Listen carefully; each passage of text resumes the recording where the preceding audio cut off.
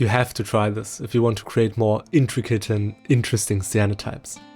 Because, let's be honest, there's one thing that most cyanotypes aren't able to achieve.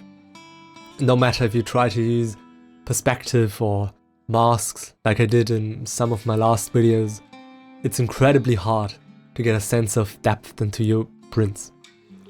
So this week I tried to solve this problem by looking at other ways to create perspective.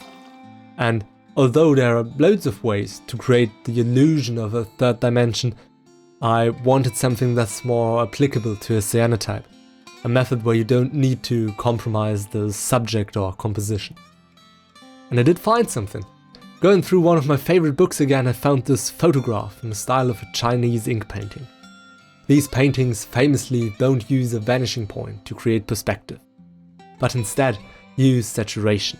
This means things in the foreground are painted in a dark, saturated black, and things in the background are painted in a soft, barely visible grey. So I decided to use an effect very similar to this in one of my cyanotype prints. To do that, I started by taping a fern onto some coated paper. This way, it won't be able to move when I later add more leaves and layers. After 1 minute exposure, I opened my little box again and added some more fern, always adding tape so it wouldn't move. Another exposure, this time 2 minutes. I then added more leaves on top of the fern I placed before. Later, it will look as if these leaves are behind the ones I added before.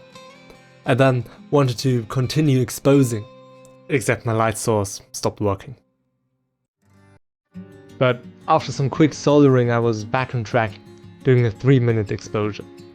As a last step, I added more leaves and exposed the whole thing for an additional 9 minutes.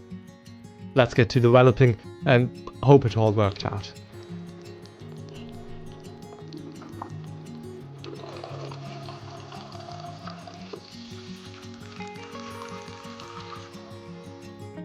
And as you can see, it did. There definitely is some sense of depth in this print, and although I must admit that the exposure times between the different layers could be optimized to achieve an even better sense of separation, all in all, I'm quite happy with the results.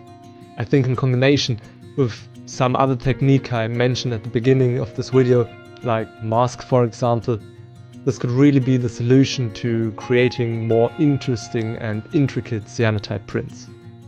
Now, if this whole video was a bit too fast for your taste, I've put a video about the cyanotype basics in the info card. Other than that, I hope that you enjoyed this short video and maybe found something interesting or inspiring. If you want to see more of these weekly videos, subscribe. Until then, see you next week.